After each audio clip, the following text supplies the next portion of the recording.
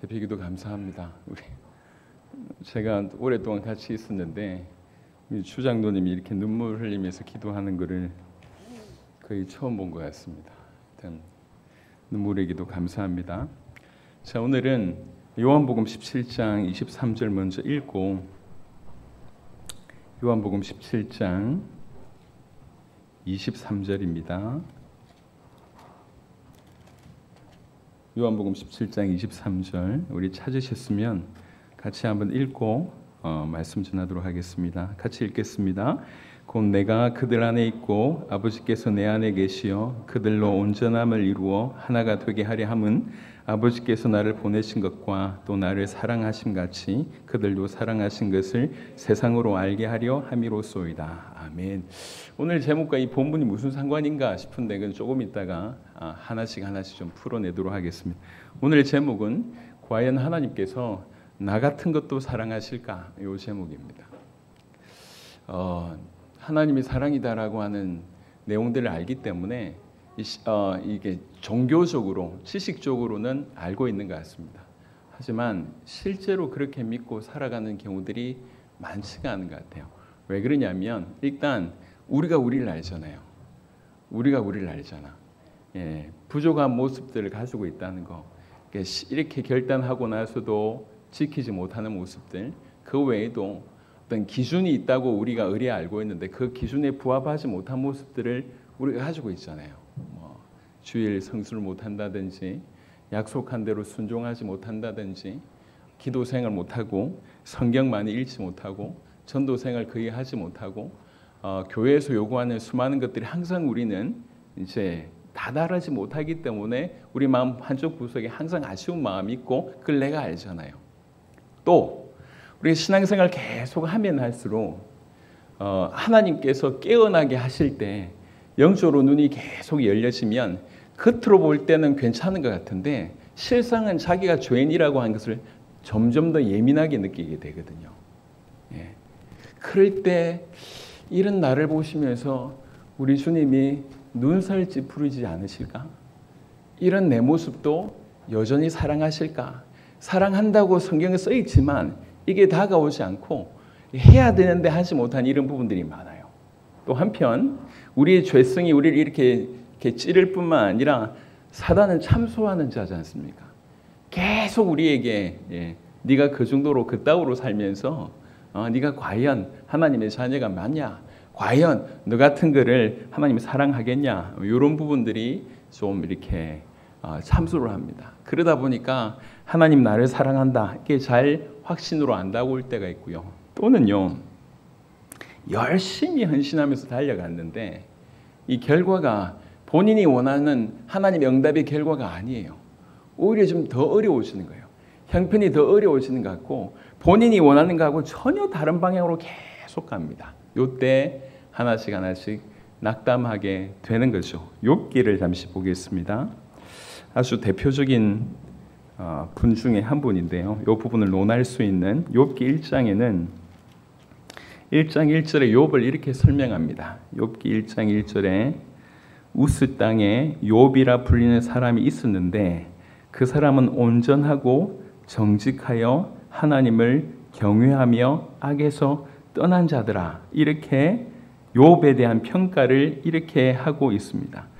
심지어는 하나님이 직접 얘기해요. 1장 8절에 보면 여호와께서 사탄에게 이르시되 네가 내 종 욥을 주의하여 보았느냐? 그와 같이 온전하고 정직하여 하나님을 경외하며 악에서 떠난 자는 세상에 없느니라. 이렇게 하나님께 칭찬받을 만한 사람이었어요. 이제 사단이 계속 공격을 하죠. 그 공격에 하나님이 허용합니다. 그래서 여러분이 잘 알듯이 하루아침에 자녀를 다 잃게 됩니다. 하루아침에 재산을 다 잃게 됩니다. 하루아침에 건강을 다 잃게 됩니다. 결국 그 아내도 저주하면서 이 사람을 저주하면서 떠나게 됩니다. 모든 것을 하루아침에 다 잃게 되었을 때에 욥은 3장 1절에는 이렇게 되어 있습니다. 욥 3장 1절 그 후에 욥이 입을 열어 자기의 생일을 저주하니라. 욥이 입을 열어 이르되 내가 난 날이 멸망하였더라면 사나이 아이를 배웠다 하던 그 밤도 그러하였더라면 이렇게 얘기하면서 자기 인생을 원망합니다. 낙심하는 거죠. 가장 온전하다라고 평가받는 그 사람도 설명할 수 없는 어려운 형편이 직면하니까 하나님 나를 사랑한다라고는 확신보다는 낙담하게 됩니다. 이런 게 우리의 모습인 것 같아요. 여전히 부족하다는 걸 내가 알고 있고 영적으로 깊어지면 깊어질수록 더 영적으로 예민해지다 보니까 자기가 죄인이라고 하는 사실이 더 깨달아지고 또 한편으로는 사단의 참소가 계속 있고 열심히 헌신했는데 올바른 응답보다는 어려운 일들이 계속 일어났을 때 이럴 때 우리는 질문하게 됩니다. 과연 하나님은 살아계시는가? 나 같은 것을 과연 사랑하시는가? 이렇게 질문할 수가 있습니다. 만약 이 질문에 우리가 예스라고 한다고 하면 그리고 또 그 확신으로 살아간다고 하면 우리 인생은 이전과는 다른 너무 놀라운 일들이 벌어질 겁니다. 그래서 오늘 이 질문에 성경이 뭐라고 얘기하고 있는지를 살펴볼 겁니다. 이 중에는 이미 여러분이 알고 있는 메시지도 있지만 사실 전혀 여러분들이 생각지도 못한 그런 부분들이 있을 거예요. 그래서 이 하나님의 음성에 성경을 통해서 확인을 했으면 좋겠다 싶습니다. 아는 얘기도 다 해들어갈 겁니다. 하지만 나중에 결론 부분에는 정말 이렇구나 그렇게 깨닫는 그런 은혜가 있을 줄로 믿습니다. 먼저는 오늘도 한 성경을 20구절 정도 찾을 건데요. 요한 1서를 보겠습니다. 물론 방송을 통해서 이 성경 구절을 띄우면 좋긴 하겠지만 이런 시간을 통해서라도 성경을 찾아보는 거 이게 필요할 것 같아서 설교 시간이지만 계속 제가 성경을 찾습니다. 요한일서 4장 8절 한 구절 보겠습니다. 요한일서 4장 8절입니다. 찾으셨으면 같이 읽겠습니다. 사랑하지 아니하는 자는 하나님을 알지 못하나니 이는 하나님은 사랑이심이라. 여러분 하나님이 나를 사랑하십니까? 라고 하는 질문의 첫 번째 대답은 하나님이 나를 사랑하신다는 것. 왜 그러냐? 그가 사랑이시기 때문에 그렇습니다. 하나님의 사랑이라고 한 것은 내적인 속성이에요.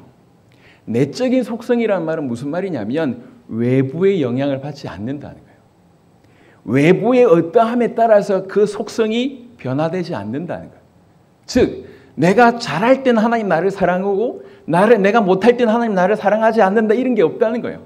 인간의 사랑은 조건적이고 인간의 사랑은 굉장히 한계가 있고 인간의 사랑은 여튼 조건적이라고 설명할 수 있지만 하나님의 사랑은 무조건적입니다. 하나님의 사랑은 희생적입니다. 하나님의 사랑은 영원합니다. 하나님의 사랑은 무한합니다. 하나님의 사랑은 모든 것을 포괄하는 사랑입니다. 이 사랑이 내적인 속성이에요. 그 말은 외부의 요인에 전혀 구애받지 않는다는 거예요. 그러니까 우리의 어떠함에 따라 하나님이 우리를 사랑하시냐 그렇지 않다는 거예요. 왜 그러냐? 하나님은 사랑이시기 때문에 그렇다는 것입니다.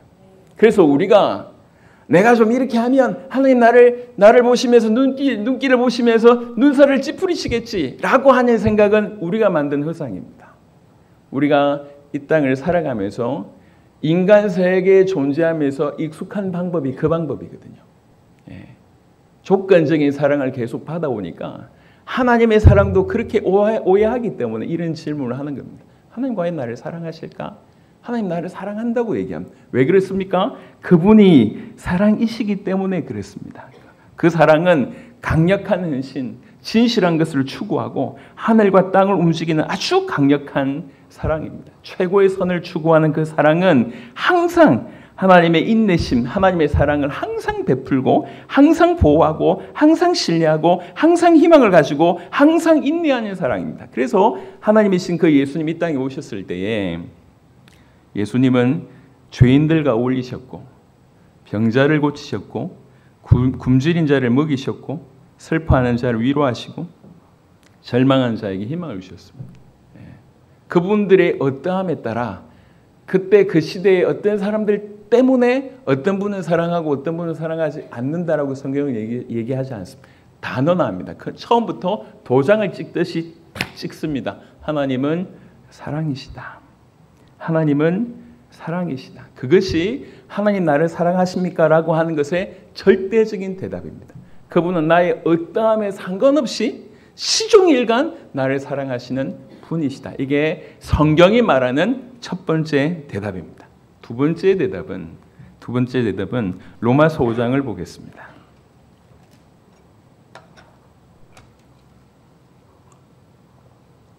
로마서 5장 잘 아시는 구절입니다. 8절 보겠습니다. 로마서 5장 8절 같이 읽겠습니다. 우리가 아직 죄인 되었을 때에 그리스도께서 우리를 위하여 죽으심으로 하나님께서 우리에 대한 자기의 사랑을 확정하셨느니라. 두 번째 대답은 이렇게 얘기하고 있습니다. 하나님이 우리를 사랑하신다는 것을 하도 우리가 요구하니까 확정하셨대요. 뭘로 확정하셨냐면 자기 아들을 내어주심으로, 자기 아들을 죽이심으로. 내가 비교급으로 얘기하자면 너 살리기 위해서 내 아들 죽였다 이렇게 얘기합니다. 나의 독생자를 죽인 이유는 내가 너를 사랑하고 너를 살리기 위함이다라고 성경은 얘기하고 있습니다. 여러분, 십자가는 하나님이 우리를 어떻게 사랑하시는지에 대한 가장 객관적인 증거이고 하나님의 확정입니다. 그래서 우리는 이제 기준이 흔들리는 기준을 가지고 있잖아요. 감정이라고 하는 기준이 사실은 절대적인 기준이 아니잖아요. 이게 계속 흔들려요. 우리는 흔들리지만 그분이 우리를 사랑한다고 하는 것은 그 십자가가 명확하게 확증하고 있습니다. 아버지가 너희를 사랑해. 하나님이 우리를 사랑해. 나는 죄인인데요. 하나님이 너를 사랑해. 내가 회개하고 나서도 계속 이런 실수를 하고 있는데요. 하나님이 너를 사랑해. 이렇게 결단하고 이렇게 헌신하고 나서도 또 죄악 속으로 끌려가는데요. 그럼에도 불구하고 하나님은 너를 사랑해. 그것이 십자가상에서 보여주신 말씀입니다. 이 십자가에 관한 부분들을 몇 구절 더 보도록 하겠습니다. 조금 전에 읽었던 요한일서 4장에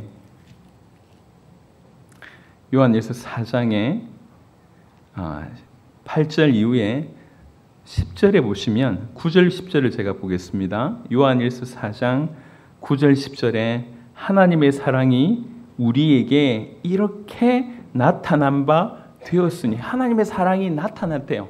이렇게 나타났대요. 하나님이 자기의 독생자를 세상에 보내심은 그로 말미암아 우리를 살리려 하심이라. 사랑은 여기 있으니 우리가 하나님을 사랑한 것이 아니요 하나님이 우리를 사랑하사 우리 죄를 속하기 위하여 화목제물로 그 아들을 보내셨습니다. 여러분, 하나님이 나를 사랑하시는가에 대한 대답을 성경에서 하고 있는 대답을 명확하게 확인하시길 바랍니다. 하나님이 우리를 사랑하시는데 그 사랑을 이렇게 나타내셨대요. 독생자를 보내시고 우리 죄를 속하기 위하여 화목제물로 그 아들을 보내셨는데 이유는 우리를 사랑하기 때문이라고 얘기하고 있습니다. 우리는 둘 중에 하나를 선택해야 됩니다. 하나님 나를 사랑한다고 얘기할 때 내가 잘 안 믿겨져 라고 하는 내 기분을 선택할 건지, 내가 내 느낌을 선택할 건지, 아니면 시종일관 불변하게 얘기하고 계시는 그 하나님의 말씀을 선택할 건지, 그건 둘 중에 하나의 선택은 우리입니다. 우리가 해야 될 일입니다. 갈라디아 2장에 보시면요, 갈라디아 2장도 이 각도로 한번 보시면 이렇게 되어 있습니다. 그냥 모든 인류를 위한 게 아니냐, 콕 집어 나를 위한 것이냐라고 얘기할 때 사도 바울은 이렇게 얘기합니다. 갈라디아 2장 20절입니다.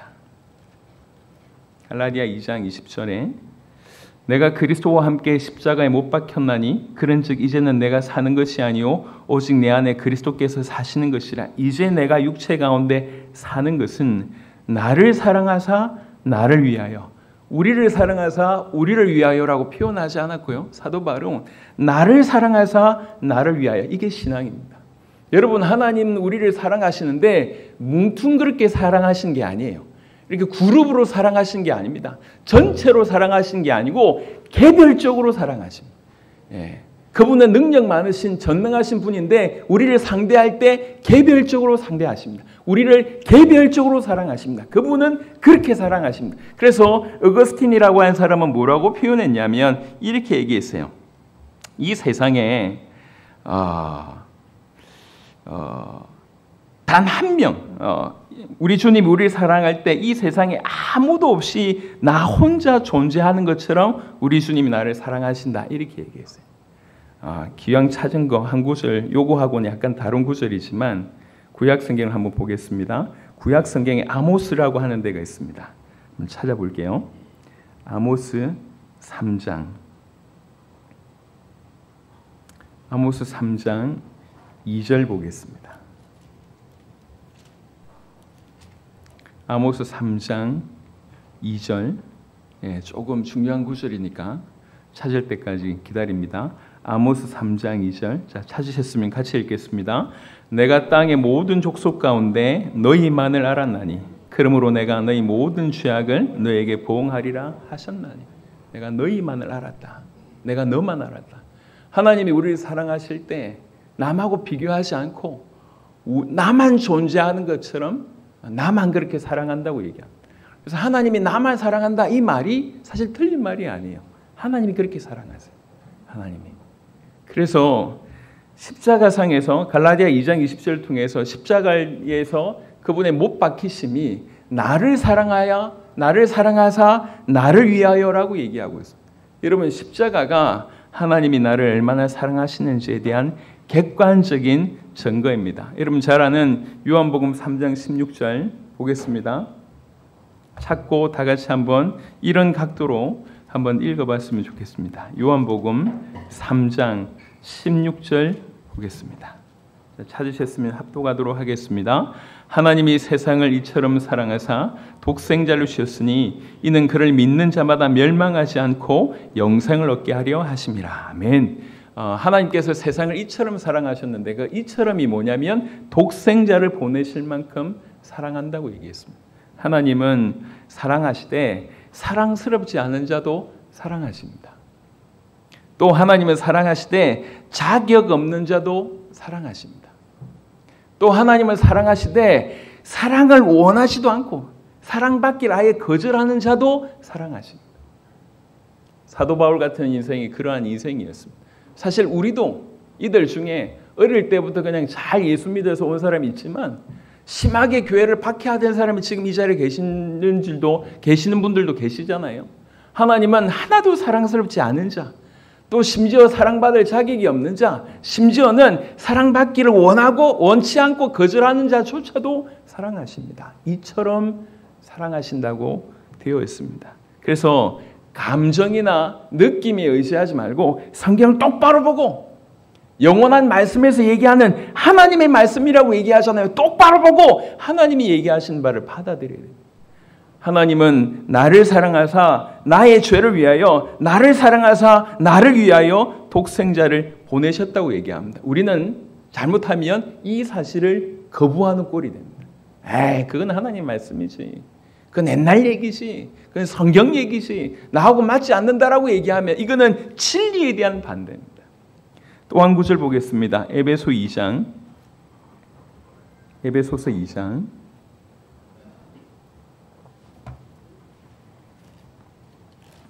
에베소서 2장은 1절부터 3절 그리고 4절부터 7절이 완벽하게 어떤 반대 상황을 설명을 합니다.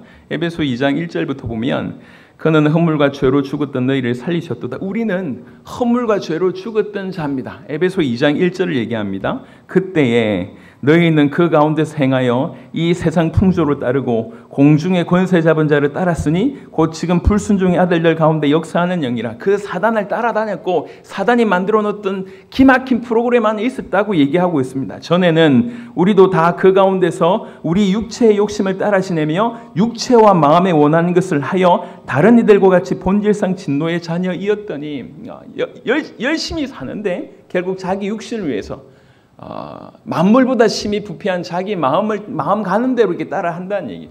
여러분 마음 가는 대로 하라라고 하는 말은 굉장히 지금 인류에게 있어서 굉장히 위로되는 말 같지만 사실 그 길 끝은 전혀 다른 끝이 나옵니다. 멸망의 길입니다. 자기 마음을 자기가 몰라서 그래요. 2장 1절부터 3절의 상태가 이런 상태예요. 허물과 죄로 죽었고 하나님 반대편에 서 있고 사단의 권세 아래 있고 사단이 원하는 대로 살고 있고 자기 마음과 자기 육체대로 막 살고 있어서 본질상 진노를 받을 수밖에 없는 그런 상태. 아까 말씀드렸습니다. 사랑받을 수 없는, 사랑스럽지 않는, 사랑받을 자격이 없는, 사랑받기를 거절하는 바로 그 상태라고 얘기해도 과언이 아닙니다. 그때 2장 4절에 긍휼이 풍성하신 하나님이 우리를 불쌍히 여기시는 그 불쌍함을 풍성하게 여기시는 우리 하나님이 우리를 사랑하신 그 큰 사랑을 인하여 이렇게 되어 있습니다. 하나님이 우리를 사랑하신 얘기를 그 큰 사랑을 인하여 허물로 죽은 우리를 그리스도와 함께 살리셨고 너희는 은혜로 구원을 받은 것이라 또 함께 일으키사 그리스도 예수 안에서 함께 하늘에 앉히시니 이는 그리스도 예수 안에서 우리에게 자비하심으로써 그 은혜의 지극히 풍성함을 오는 여러 세대에 나타내려 하십니다. 하나님의 사랑의 크기가 얼마나 크냐. 아들을 죽였다. 나를 대신해서 아들을 죽였다. 아들을 우리에게 내어주셨다. 이거 하나가 하나님이 나를 얼마나 사랑하시는데요 라고 얘기할 때 주님의 대답입니다. 여러분 감정에 속지 마시길 바랍니다. 성경이 뭐라고 얘기하는지를 귀담아 들으시길 바랍니다. 성경의 대답 세 번째입니다. 과연 하나님 나를 사랑하십니까? 라고 얘기할 때 요한 1서 3장은 이렇게 대답하고 있습니다. 요한 1서 3장 누구든지 예수님을 하나님의 아들 그리스도라고 진실로 깨닫고 믿고 그분을 주인으로 모셔드렸을 때에 우리는 하나님의 자녀가 됩니다. 그게 요한복음 1장 12절의 내용입니다. 요한 1서 3장 1절은 요한 1서 3장 1절 같이 읽도록 하겠습니다. 보라 아버지께서 어떠한 사랑을 우리에게 베푸사 하나님의 자녀라 일컬음을 받게 하셨는가. 우리가 그러하도다. 그러므로 세상이 우리를 알지 못함은 그를 알지 못함이라 라고 되어 있습니다. 아버지께서 어떠한 사랑을 우리에게 베풀었는가. 그래서 베풀어서 우리가 하나님의 자녀라 일컬음을 받게 됐다고 하는 것입니다. 성경에 분명히 얘기하기를 예수님을 믿으면 우리가 하나님의 자녀가 된다고 얘기했습니다. 이거는 성경에 있는 내용이에요. 하나님 과연 나를 사랑하십니까? 라고 얘기할 때 하나님의 대답은 내가 너 아버지야. 내가 너의 아버지야. 네가 나의 자녀야. 라고 대답하고 계십니다. 그 하나의 대답으로 사실은 모든 것들이 그 대답 안에 포함되어 있다고 생각합니다. 스바냐 3장 17절 같은 구절을 여러분 잘 알고 있는 구절입니다. 우리 주님이 우리를 기뻐서 어쩔 줄 몰라 하는 모습이 잠잠히 사랑하시고 어쩔 줄 몰라 하는 모습이 스바냐 3장에 나와 있습니다. 여러분 아비가 어미가 자녀를 향해서 갖는 사랑은 사실은 경험해 보신 분들은 아시지 않습니까? 자녀 입장에서는 잘 못 느끼지만 부모 입장에서 자녀를 사랑하는 마음, 이 내리사랑이라고 얘기하잖아요. 이건 뭘로도 설명할 수가 없습니다. 철저하게 일방적인 사랑이고 누구 표현으로는 출구가 없는 사랑이에요. 그냥 무조건 퍼붓는 사랑. 이게 아버지의 사랑이에요. 하나님 나를 사랑하세요 라고 얘기할 때 하나님 대답합니다. 내가 네 애비야. 내가 너의 아버지야. 네가 나의 자녀야. 내가 너를 자녀로 삼았어 라고 대답하고 있습니다. 솔로몬이 지었던 아가서라고 하는 성경이 있습니다. 아가서를 잠시 보겠습니다. 시편, 잠언, 전도서, 그 다음에 아가서가 있습니다. 아가서 8장을 보겠습니다.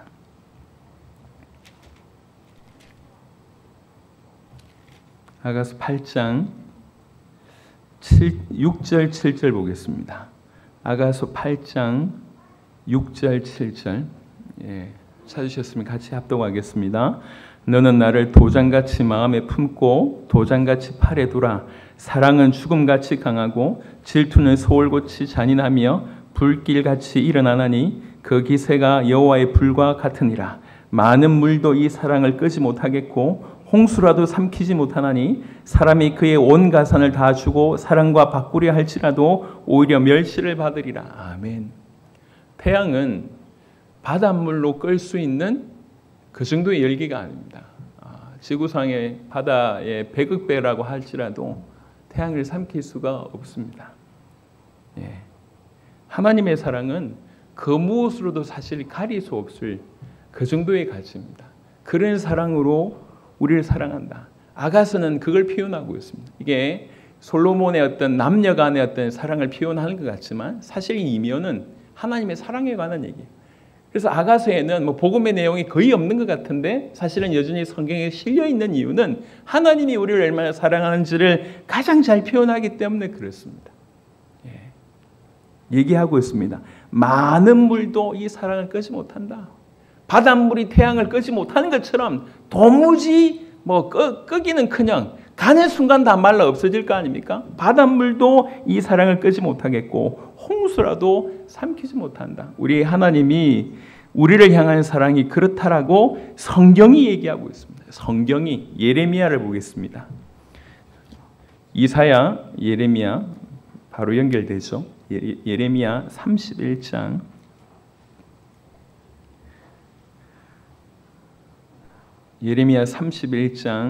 3절 보겠습니다.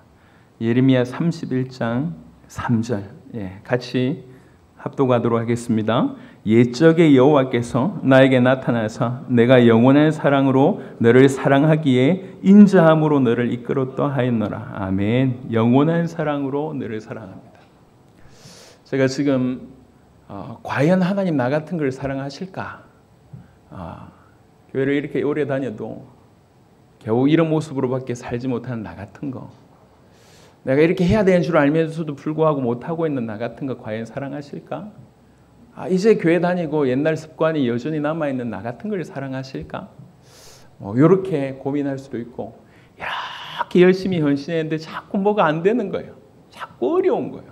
욥처럼 그런 어려운 삶을 계속 직면해요. 과연 하나님 나를 버리셨나? 나를 사랑하시니까 이런 질문할 수 있습니다. 또 한편으로는 더욱더욱 영적으로 예민해질 때, 더욱 기도하고 더 무릎 꿇으면 영적으로 예민해지잖아요. 영적으로 예민해진다는 얘기는 죄에 대해서 민감해진다는 얘기고, 죄에 대해서 민감하면 자기 모습이 그냥 평상시 똑같은 삶을 사는 것 같은데 이 모든 것이 죄로 여겨지는 겁니다. 그럴 때 이렇게 은혜를 받았는데도 불구하고 내가 여전히 이 상태구나 이렇게 깨달아질 수 있다는 거죠. 그럴 때 합니다. 질문을. 과연 하나님 나를 사랑하시나? 나 같은 거 사랑하시나? 그런 질문을 내릴 수 있잖아요. 그 질문에 오늘 우리는 예수로 답을 해야 된다. 그 예수로 답을 했을 때 우리는 그 하나님의 사랑에 힘입어서 나아갈 수 있습니다. 제가 지금 세 가지를 얘기했습니다. 그 예수에 대해서. 첫 번째는 하나님의 사랑이시다. 그분 자체가 가지고 있는 속성이시다.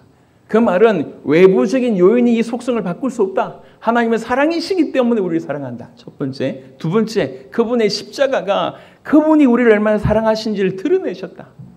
확정하셨다. 보여주셨다라고 얘기했습니다. 세 번째, 하나님이 과연 하나님 나를 사랑하시냐라고 얘기할 때 하나님이 우리에게 한 대답 뭐냐면 내가 너를 자녀 삼았다.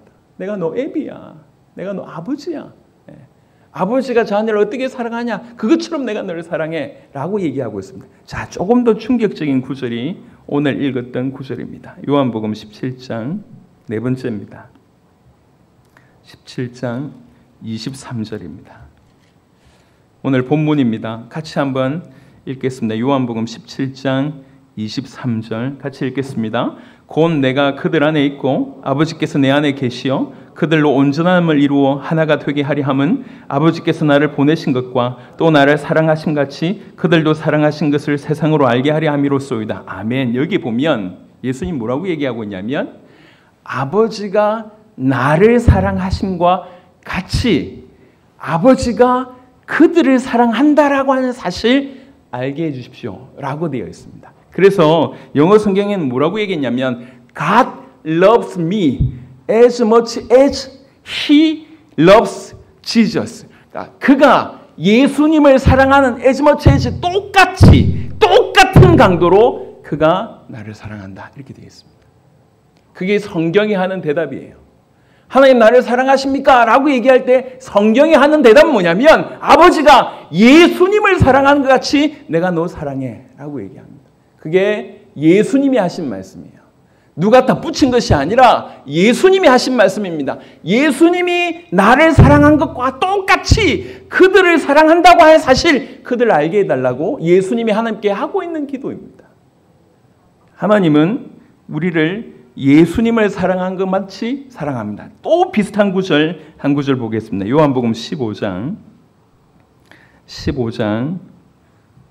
9절입니다. 요한복음 15장 9절 같이 읽겠습니다. 아버지께서 나를 사랑하신 것 같이 나도 너희를 사랑하였으니 나의 사랑 안에 거하라. 이제는 예수님이 하는 말입니다. 아버지가 나를 사랑한 것 같이 그 강도 그거하고 똑같이 나도 너를 사랑해 라고 얘기합니다. 하나님은 예수님을 사랑한 것처럼 우리를 사랑한다고 얘기했고 예수님은 뭐라고 얘기하냐면 아버지가 나를 사랑하는 그 강도 그대로 내가 너를 사랑해 라고 얘기를 하고 있습니다. 이게 성경이 명확하게 기록하고 있는 내용입니다. 지어낸 내용이 아니에요. 우리는 가끔씩 우리의 수준을 우리가 너무 잘 파악하고 있기 때문에, 내가 사랑받을 자격이 없다는 걸 누구보다도 내가 알고 있기 때문에, 내가 세상에서 계속 엎어진다고 하는 것을 누구보다도 내가 알고 있기 때문에, 사람에게는 숨길 수는 있지만 하나님 앞에 숨길 수 없다는 걸 내가 알고 있기 때문에, 그래서 하나님은 과연 나 같은 걸 사랑하실까? 사랑하신다라고 써 있어서 그거는 마치 그냥 이렇게 인사말처럼 사랑하시죠, 뭐 이 정도의 아무 유익이 없는, 아무 영양가가 없는 그 정도로 우리가 여길 때가 많습니다. 하지만 한번 확인해 봤냐는 거지. 이민을 가신 분들 얘기를 들어보면 정말 고생을 많이 한대요. 지금은 어떤지 모르겠지만. 고생하다 보니까 돈을 벌어야 살 거 아니에요. 그러니까 이 아이들하고 같이 갔다고 얘기하면 부모님들은 하루 종일 돈 벌다가 밤늦게 오는 거예요. 근데 아이는 아이들 나름대로 학교에 적응할 따돌림을 당하기도 하고 언어가 안 되니까 막 이렇게. 근데 부모한테 얘기할 것도 없고 부모가 돈도 없고, 그럴 때 아이들이 하는 고민입니다. 엄마가 나에게 관심이 있을까? 아빠가 나한테 관심이 있을까? 저 돈만 관심 있지? 라고 얘기할 수 있다는 거. 왜 그 부모님이 그렇게 잠 안 자고 돈을 버는지 전혀 모르는 거예요. 아빠가 나에게 관심 있을까? 아빠가 나를 사랑하실까? 이런 질문을 하는 거예요. 그런 너무 철없는 질문을 하는 것이죠. 지금 우리 수준이 그랬습니다. 근데 그분의 말을 들으려고 하지 않아요. 아버지가 너를 사랑해, 엄마가 너를 사랑해, 이 얘기를, 그 중심에 있는 얘기를 들을 기회도 없고 들으려고 하지 않습니다. 성경이 그렇게 얘기하고 있습니다. 난 하나님이야. 하나님이 나는 사랑이야 라고 먼저 얘기해요. 그리고 내가 너를 사랑하기 때문에 내 아들 주고 너를 샀잖아. 그게 내가 너를 사랑한다고 하는 증거야. 그리고 또 얘기합니다. 내가 너 아버지야. 바닷물이 태양을 삼킬 수 없는 것처럼 내 사랑을 삼킬 수가 없다. 아비된 마음으로 너를 사랑해. 그리고 뭐라고 얘기합니까? 예수님께서 아버지가 나를 사랑하신 것처럼 저들도 사랑하는데 쟤네들이 모르고 있어요. 쟤네들 좀 알게 해주세요. 그게 예수님의 마지막 십자가 지기 전에 겟세마네 동산에서의 기도입니다. 똑같이 아버지께서, 하나님께서 예수님을 사랑한 그 강도 똑같이 우리를 사랑한대요. 요한복음 15장은 얘기합니다. 그 사랑받은 예수님이, 하나님이, 아버지가 자기를 사랑하신 그 사랑받은 그만큼 그대로 그만큼의 강도를 가지고 예수님이 우리를 사랑한다라고 성경은 얘기하고 있습니다. 성경이 이렇게 얘기하고 있어요. 우리가 지어낸 얘기가 아닙니다. 또 하나, 다섯 번째, 우리 에베소 5장을 보시도록 하겠습니다.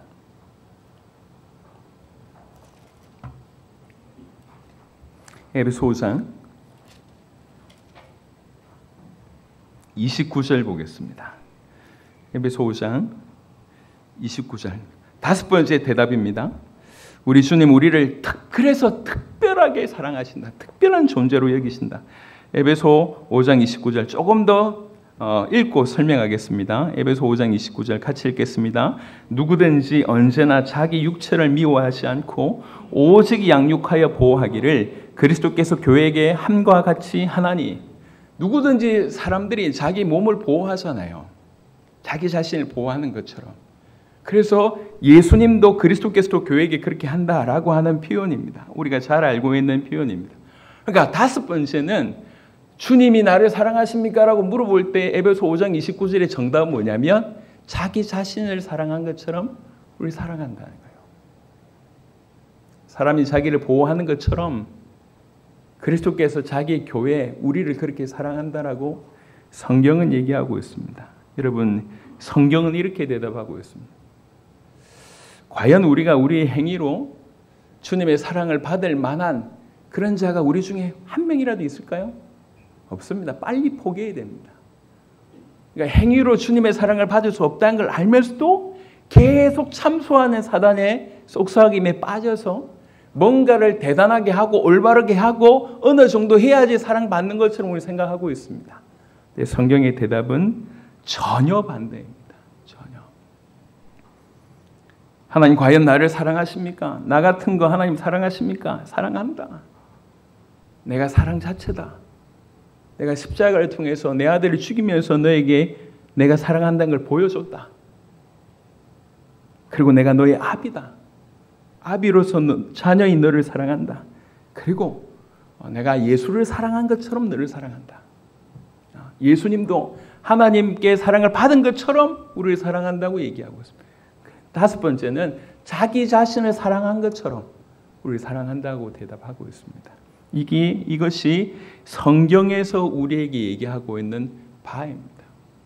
그래서 우리는 에베소 3장 18절 어떻게 해야 되겠는가?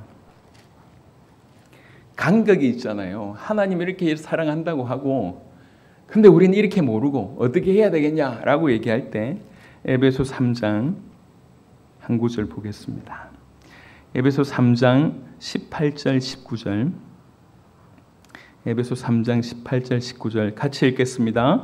능히 모든 성도와 함께 지식에 넘치는 그리스도의 사랑을 알고 그 너비와 길이와 높이와 깊이가 어떠함을 깨달아 하나님의 모든 충만하신 것으로 너에게 충만하게 하시기를 구하노라. 아멘. 사도 바울이 에베소 교인들에게 기도해주고 있는 내용입니다.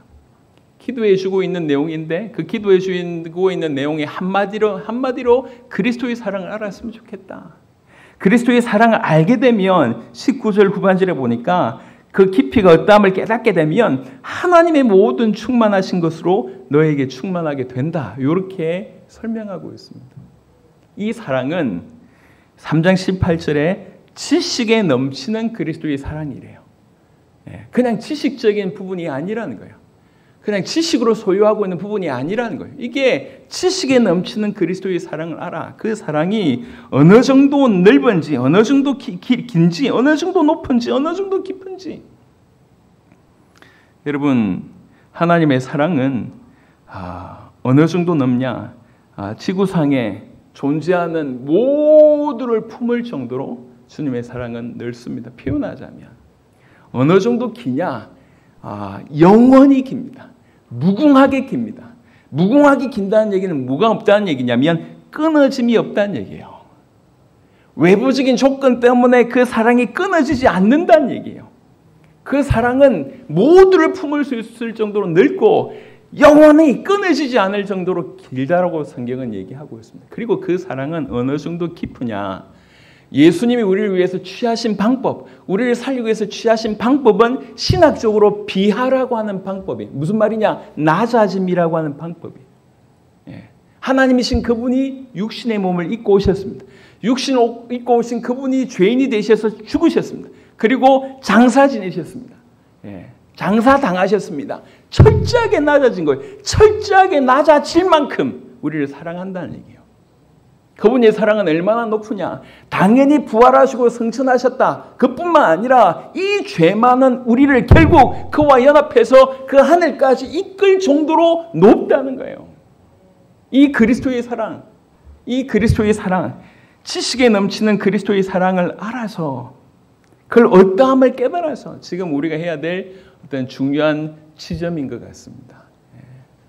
하나님 나를 사랑하시는데 나 그게 사실 모르고 있구나. 왜 가려졌을까요?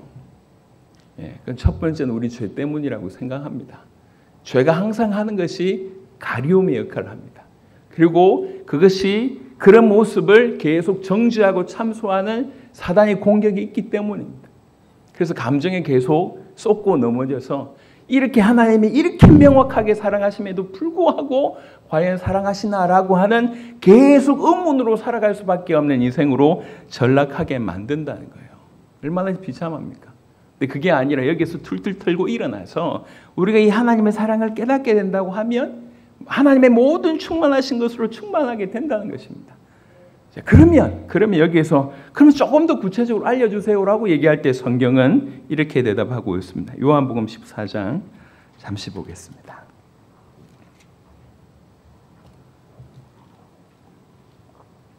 요한복음 14장 21절입니다. 요한복음 14장 21절 요한복음 14장 21절 같이 한번 읽어보도록 하겠습니다. 시작. 나의 계명을 지키는 자라야 나를 사랑하는 자니 나를 사랑하는 자는 내 아버지께 사랑을 받을 것이요 나도 그를 사랑하여 그에게 나를 나타내리라. 아멘. 이 닭이 먼저냐 뭐 달걀이 먼저냐 이런 뭐 부분일 수도 있는데 조금 풀어서 말씀을 드리면 하나님이 나를 사랑한다라고 하니 성경 말씀을 믿고 그 계명을 지킨다는 얘기는 주님의 말씀에 순종한다는 얘기예요. 내가 의지를 들여서 계속 순종하게 되어졌을 때에 그에게 그런 자에게 더욱 주님이 당신을 드러내신다, 나타내신다 이렇게 되어 있습니다. 이게 선순환이 되겠죠. 선순환. 하나님 말씀을 믿고 그 말씀에 순종하다 보면 그가 더욱 우리에게 드러내시고 더욱 순종하게 되고 더욱 드러내시고 더욱 순종하게 되고 그래서 똑같은 어려움을 당하지만 어떤 분들은 그 어려움에 도무지 인간이 생각할 수 없는 수준으로 생각하면서 기뻐하고 절거하는 경우들이 있습니다. 그분의 드러남을 그분이 드러남을 실제가 되게 됐을 때 그런 일이 벌어지는 거예요. 에드워드 페이슨이라고 하는 미국 목사님이 계셨어요. 44세에 소천을 하셨어요.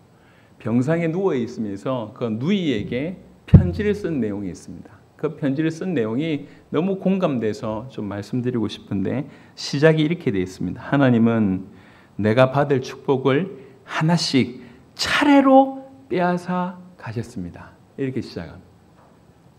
하나님은 내가 받을 축복을 하나씩 차례로 빼앗아 가셨습니다. 마침내 모든 것이 사라졌습니다. 그런데 그때 나를 사랑하는 주님이 오셔서 대신 그 자리를 채워주셨습니다. 내가 축복이라고 여겼던 거 싹 하나씩 다 빼앗아가서 완전히 사라졌다고 생각할 그 무렵에 예수님이 오셔서 그 자리를 채워주셨습니다. 비록 나는 지금 불구가 되어서 움직일 수 없는 사람이지만 내 생애에 있어서 그 어느 때보다 행복합니다. 죽음의 강이 내 앞에 있을지 모르지만 그 죽음의 강이라는 것도 하나님께서 진실로 나를 사랑하신다는 것이 맞다고 하면 한 발로 뛰어넘을 수 있는 조그마한 개울뿐입니다 라고 고백을 했습니다. 우리가 이런 분들을 많이 경험하잖아요. 우리 주변에도 있지 않습니까? 도무지 상황적으로 볼 때는 절망인데 그 절망의 자리에 하나님으로 가득 차 있습니다. 하나님이 나를 사랑하신다고 하는 그 마음으로 차 있습니다. 여러분, 예수님께서 이 땅에 나타나셨고 예수님이 우리를 위해서 오만 피난을 당하시고 그분이 십자가에 지셨을 때 그 원동력이 무엇이었을까요? 그 원동력은 찾고 그분이 하나님이시기 때문이다. 물론 그것도 정답입니다. 하지만 그분은 이 땅에 오셨을 때 완벽하게 인간으로 오셨습니다. 하나님이시면서 인간의 인성을 입으셨다고 인간이십니다. 그분이 그 지경까지 갈 수 있었던 가장 큰 원동력은 하나밖에 설명이 안 됩니다. 그 하나가 뭐냐? 하나님이 아버지가 나를 사랑하신다. 그게 그분의 원동력이었습니다. 십자가 지시고 죽음의 자리까지 자기 인생 전부를 걸 수 있었던 것은 아버지가 나를 사랑하신다. 여러분, 성경이 하나님이 우리를 사랑한다고 명확하게 얘기하고 있습니다. 그 하나님의 사랑이 부딪혀서 지식에 머물지 않고 뛰어넘어서 나에게 생명이 되게 됐을 때 그 하나님의 사랑은 나에게 심령의 자유를 줄 것입니다. 소망을 줄 것입니다. 나로 나되게 할 것이고 정말 주님의 명령에 순종하는 일이 될 것입니다. 순종하기 때문에 하나님의 사랑을 받는 일이 아닙니다. 순수가 틀렸습니다. 이거는 죽은 일이에요. 사랑받기 위해서 발부둥 치는 것은 죽은 일입니다. 하나님 나를 사랑하신다고 믿기 때문에 순종할 수 있는 것, 이게 산 일입니다. 이게 생명의 일입니다. 우리나라 초창기에 불신자들 입에서 있었던 그런 회자됐던 얘기가 있어요. 불교 신자는 초상집에 사는 사람 같고 유교 신자는 제삿집에 사는 사람 같고 예수 믿는 사람들은 잔치집에 사는 사람 같다. 똑같은 어려움인데 뭐가 희망이 된 거예요. 여러분 자문하십시다. 뭐가 우리에게 희망입니까? 뭐가 희망입니까? 성경은 예수님이 하나님의 아들 그리스도라고 하는 이 복음이 우리에게 주어졌고 이것이 희망이라고 얘기하고 이 복음이 담아내고 있는 것이 이 도대체 복음 주셔서 우리를 건져내신 이유가 뭡니까? 그가 우리를 사랑하시기 때문입니다. 말씀을 마무리하도록 하겠습니다. 지식에 머무는 것은 종교라고 얘기할 수 있습니다. 지식에 넘치는 사랑을 알아. 이것이 시작입니다.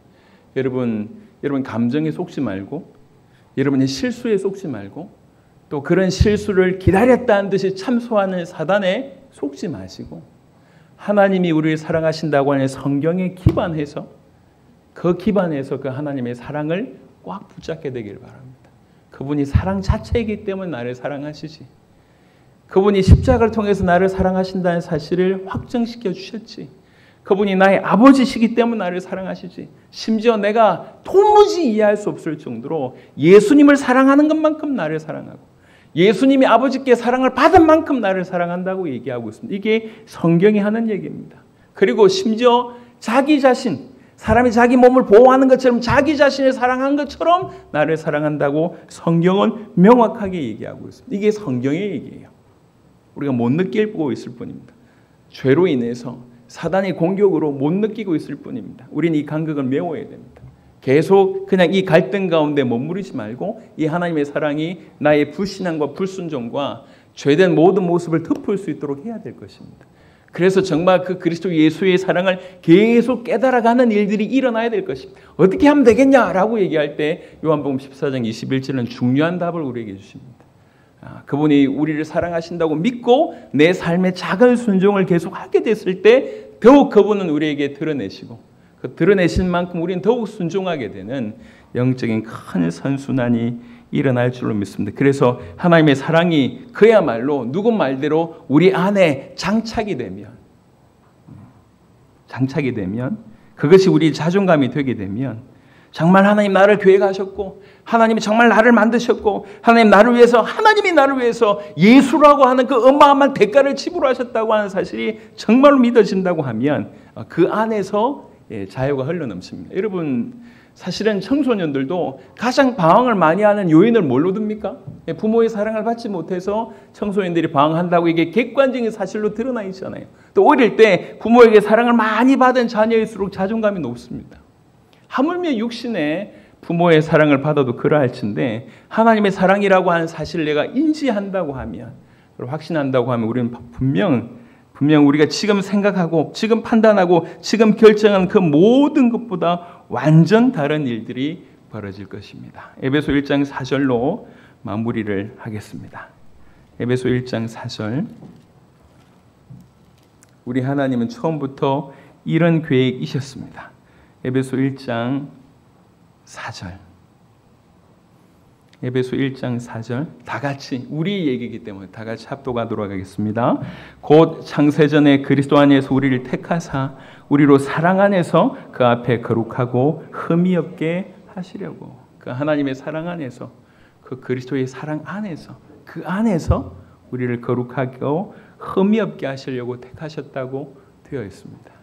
하나님의 사랑에 이제 굴복하는 하나님 나를 사랑한다고 하는 그 사실의 그 진리가 결론이 되고 그 진리를 굳게 붙잡는 저와 여러분 되시기를 그리스도 예수 이름으로 축원합니다. 오늘 이 시간 같이 한번 기도하는 시간을 가졌으면 좋겠습니다. 반주를 부탁드립니다.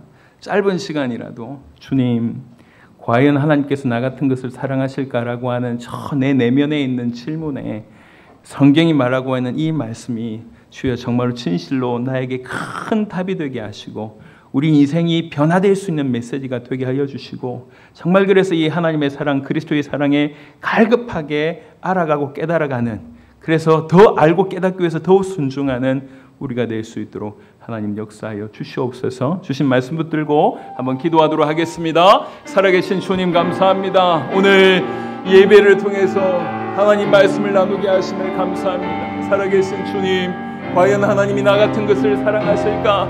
우리가 우리의 연약함과 우리의 부족한 모습을 보고 항상 하는 질문이었습니다. 이 질문에 하나님께서 이렇게 대답하시니 감사합니다. 주님이 대답을 굳게 붙잡을 수 있도록 하나님 역사하여 주시옵소서. 하나님 당신이 사랑 자체이십니다. 하나님이 십자가로 당신의 사랑을 우리에게 확증시켜 주셨습니다. 당신이 우리의 아버지가 되십니다. 예수님을 사랑하는 것만큼 우리를 사랑하시고 자기 자신을 사랑하는 것만큼 우리를 사랑하신다고 성경이 얘기하고 있습니다. 주님 말씀을 받고 이 말씀대로 이 말씀을 기반해서 이것이 우리 인생의 기초가 되어서 그렇게 사랑받은 자처럼 살아갈 수 있도록 하나님 역사해 주시고 이 하나님의 사랑을 믿으며 하나님의 말씀을 아버지 계명을 순종하는 우리가 되게 하시고 그럴 때 더욱 우리 인생의 주님 아버지 당신을 드러내 주시옵소서. 당신을 우리 인생 가운데 밝히 드러내 주시옵소서. 그래서 더욱 주님을 찬양하는 우리가 될 수 있도록 하나님 역사하여 주시옵소서. 할렐루야. 출애굽한 이스라엘 백성들이 광야길 내도록 원망과 불평했음을 보게 됩니다. 놀라운 하나님의 역사를 매일 경험하면서도 불구하고 그 놀라운 하나님의 역사와 하나님의 기적은 뒤로하고 지금 눈에 보이는 여러 가지 괴로움과 아픔 때문에 늘 불평하고 불만했던 모습들을 우리가 성경을 통해서 확인했습니다. 주님, 이 인생길 험한 길 살다 보니 우리에게 필요한 부분들, 부족한 부분들 너무 많고 그 인생 가운데 적응한 우리의 모습이 너무나 연약하여 과연 하나님 나 같은 것도 사랑하실까라고 하는 질문을 우리는 숱하게 하게 되고 저 내면 깊이 그런 생각들을 하고 있었음을 고백합니다. 오늘 이 시간에 성경이 우리에게 하나님이 우리를 얼마나 사랑하시는지를 여과 없이 말씀해 주셔서 참으로 감사합니다. 하나님 당신이 사랑이시기 때문에 하나님께서 또 십자가로 당신의 사랑을 확증해 주셨고 하나님께서 정말 우리 아버지가 되시기 때문에 그리고 하나님께서 예수님을 사랑한 것처럼 우리를 사랑하고 심지어 자기 자신을 사랑한 것처럼 우리를 사랑한다고 성경에 명확하게 우리에게 설명하여 주셨습니다. 전능하신 주님 정말 우리에게 은혜를 베풀어 주셔서 이 말씀을 생명으로 받을 수 있도록 이 말씀 우리 인생 전체를 변화시킬 수 있는 능력의 말씀으로 받을 수 있도록 하나님 역사하여 주시옵소서. 이 말씀을 그대로 믿고 계명을 순종하고 하나님 말씀에 순종할 때 주님 더욱더욱 우리에게 예수님 당신을 복음을 아버지 우리에게 더욱더욱 드러내 주십시오. 그 하나님의 영광을 더욱더욱 드러내 주십시오. 그래서 더욱 사로잡힌 바가 될 수 있도록 하나님 역사하여 주시옵소서. 그리하여 그리스도의 그 사랑 그 길이와 그 넓이와 그 높이와 그 깊이를 진실로 알아서 하나님의 모든 충만하신 것으로 충만해지는 우리 인생이 되게 하여 주시옵소서. 갈등과 불안과 염려와 의심으로 점철된 인생이 아니라 하나님의 사랑으로 충만한 인생이 될 수 있도록 하나님 역사하여 주시옵소서. 감사를 드렸고 살아계신 우리 주 예수 그리스도 이름으로 기도드렸습니다. 아멘.